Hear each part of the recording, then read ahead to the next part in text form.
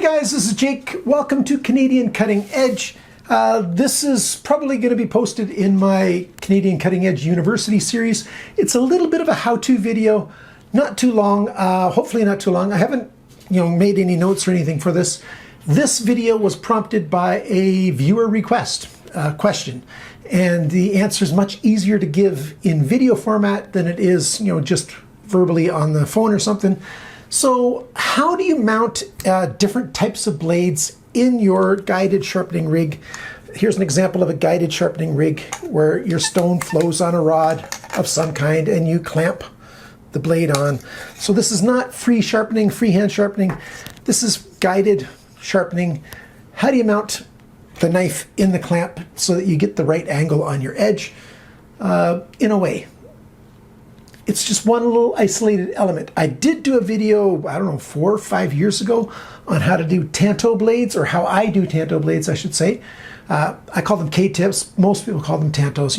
It's a two-edge blade. You got one edge and then you got another edge on an angle. But how do you do, you got a regular drop point knife. How do you mount it in here so you get the angle that you want on your edge? Let's show you what I do. Might not be the right way. There is no right way. Sharpening is science and art. So there is some science to it, of course, but there's also some art to it. There's some compromise, all kinds of stuff like that. I'll show you how I do it. Keep watching. Okay, the principle in this video has nothing to do with how to adjust your particular device's angles. That's something else. It's how do I mount the knife in the clamps? Where do I put the clamps? Well, it all depends. And of course, there's variables. But let's take this knife, for instance. Oh, I hit the camera. The whole thing's shaking. Okay, so this is a fairly straight edge with a short belly. Now, the way I want to sharpen this knife, generally speaking, is I want this angle to be very precisely the angle that I want. But the thing is, when I clamp this in here, oops, I can't see nothing. There we go. Let's start that again. On this kind of knife, this edge here, it's a fairly long, fairly straight edge with a little bit of a belly to a tip. Got a drop point blade, just a slight drop. And I want to clamp it in here, and this is the edge that I'm most concerned with because this is the edge I use the most. I don't use the tip an awful lot. I don't do skinning of animals and stuff. So what I want to do in this case is have this angle be the angle that I measure using my digital angle finder and all that stuff. And so I put this edge perpendicular to the stone. So here's my, whoops, grabbed it again. Okay, sorry for banging everything around. So the stone goes straight back like this. Of course, it can move, but when it's straight back, I want this edge to be at 90 degrees roughly to this edge. Of course, when I'm here doing at the tip, the angle is going to be slightly different, slightly increased actually. And if I was to move that tip out and try to clamp it, then it would be slightly less out here. So further away means less of an angle, closer means more of an angle, a greater angle. So yeah, but what if you wanted as close to the same angle everywhere? Well, then what you can do is draw a line, an imaginary line from the tip of the blade to the heel of your cutting edge. So a straight line across there, whatever that line's going to be, something like that angle. So just imagine a straight line and then tighten down your clamps. Sometimes you just need a little corner on there. And now the angle's going to be closer to the same all the way along. Of course, it's going to be different here than it is here or here, but it's going to be relatively close. And it's going to be repeatable. You're going to be able to do the same angle each time. And when you're changing grits, nothing's going to change. You're just going to be doing the same angle the whole time. So that's one way to do a knife like this. Another element I'll talk about in just a minute, but first I'm going to talk about another kind of knife. What if you've got a knife like this? Oh, some people might want to know what this is. This is the Sword 5 1/4, I think. Sword is out of New Zealand. This is a carbon steel. I think it's 15N20. This is gonna be 15 and 20 as well.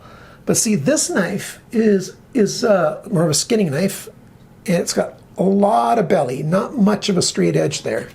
So I'll have to move these clamps closer together because it's a smaller blade. And in this case, what I'm going to do is, since it's mostly belly, I'm going to draw that imaginary line again, and I want that line to be perpendicular to where the stone is. So I can clamp it in there, right about there. Tighten that down a little bit. Tighten that down just so that it's holding it from moving. This clamp is doing most of the holding. And so that angle's a little bit off. It's not quite perpendicular. So maybe I can fix that, maybe I can't. We'll see. It all depends on what angle and if I'm going to impact the clamp or not. But that's a rough goal. So the angle's, of course, going to be different here than here or here. But that's just the way it goes. If you're doing freehand whetstone sharpening, you're going to be able to keep, if once you're skilled at it, a more consistent angle all the way across the belly. Perhaps, once you've learned how to do it better, once you get really good at it. It takes a long time to get really consistent at freehand sharpening. I don't do it because arthritis in my hands. I used to do it. I don't do it anymore. And there's just no perfect sharpening way to get exactly what you want every time. It doesn't exist. But this is what I do on a bigger belly blade. And I described what I do when I've got a long straight edge. I might do it like that. I might do it on a slight angle. It all depends. There's just so many variables. There's no one right or wrong way to do it. Here's another blade.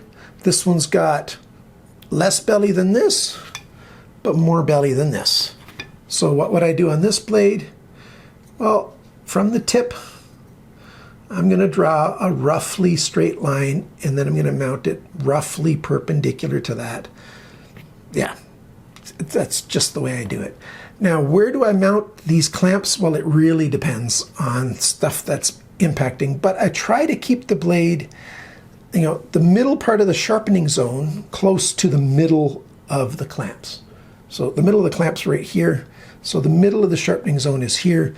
Sometimes when you've got really small blades, you got to put both clamps on one side and you're sharpening off to one side. It's not a big deal. It really isn't a big deal. The same principle comes in. You want, this stone's not perpendicular right now, but you want it perpendicular to what it would be if it's in the middle, even if you're over here with your blade. You still want it perpendicular to when this is, or perpendicular to the clamps. Might be easier to visualize. So you want your edge as close to perpendicular to the clamps, and then you're going to get closer to what you want. Does it always work? No. But you choose what you want, right? This is what I tend to do. Is that right? Is that wrong? You can discuss that in the comments. I do read all the comments and I reply to all the comments except for the ones that are obnoxious, which are very, very few on this channel, which I really appreciate. So there you go. Please leave your questions and comments down below and let me know what you think of this video. Thanks for watching. Thanks for liking, sharing, commenting, and subscribing. And remember, friends, always cut towards your chum, not your thumb. Bye for now.